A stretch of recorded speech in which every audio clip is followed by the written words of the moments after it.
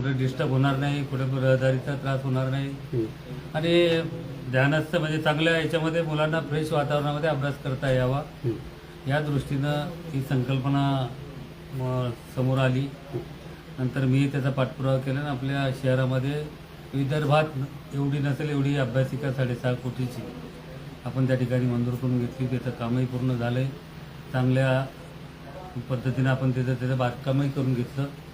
परंतु बांधकाम झालं आहे आणि त्या बाकीच्या ज्या काही सुविधा आहेत मग बसण्याच्या असतील इतरही आपल्या टेक्निकल ज्या नवीन तंत्रज्ञानाच्या दृष्टीनं अद्ययावत करण्याच्या दृष्टीने ज्या ज्या सुविधा भविष्यामध्ये लागणार त्याही दृष्टीचा आपण याच्यामध्ये भविष्यामध्ये पाठपुरावा करू. तसं नगरविकास खातं आपल्याकडे असल्यामुळं ज्या काही सुविधेचा अभाव आहे त्याचाही पाठपुरावा करून लवकरच त्याच्यावरती माझं ते आतलं ते इंटेरियर पाहिल्यानंतर किंवा ते बसण्याच्या त्या टेबल त्यांचे ते पाहिल्यानंतर त्या अभ्यासिकेचं काम एवढं सुंदर दिसते बाहेरून आणि आत गेले की थोडं मलाही थोडंसं खंत त्या ठिकाणी पाहिल्यानंतर वाटली. परंतु मी काही काम मंजूर केलं माझा समज तुम्हाला माहिती की मी काम करत गेलो ना आणि त्याच्याकडे लक्ष दिलं नाही. मग ते पर्यायानं ज्या कोणाच्या सोयीनुसार ते कामं झालीत. आपलं काम होतं पैसे आणणे, कामं मंजूर करून घेणे, कामं सुरू करणे आणि त्या पद्धतीने आपण चांगले कामं करून घेण्याचा प्रयत्न केला.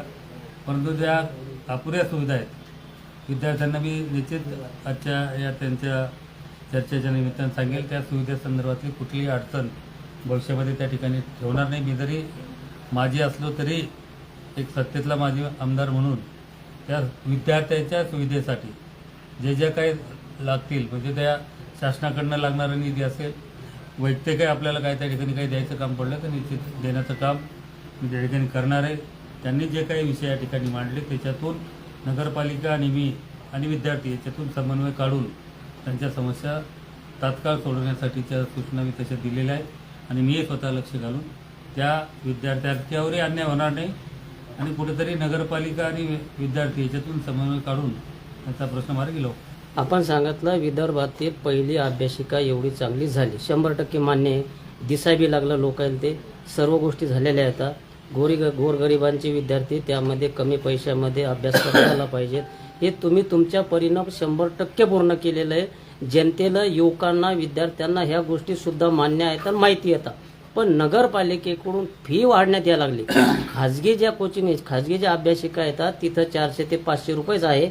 मग शासनाच्या अभ्यासिकामध्ये जास्तीची रक्कम कशासाठी? शासनाचा फायदा काय होऊन राहिला या विद्यार्थ्यांना?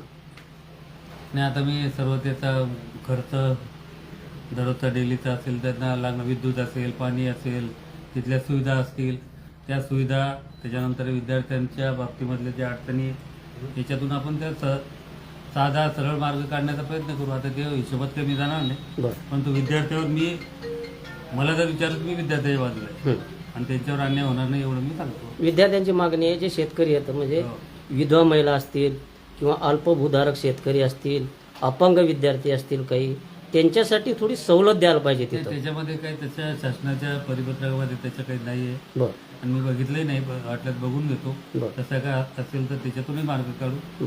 परंतु ही जी काय अभ्यासिकेची संकल्पना होती ती असेच आज विद्यार्थी एक वेळेस मला भेटले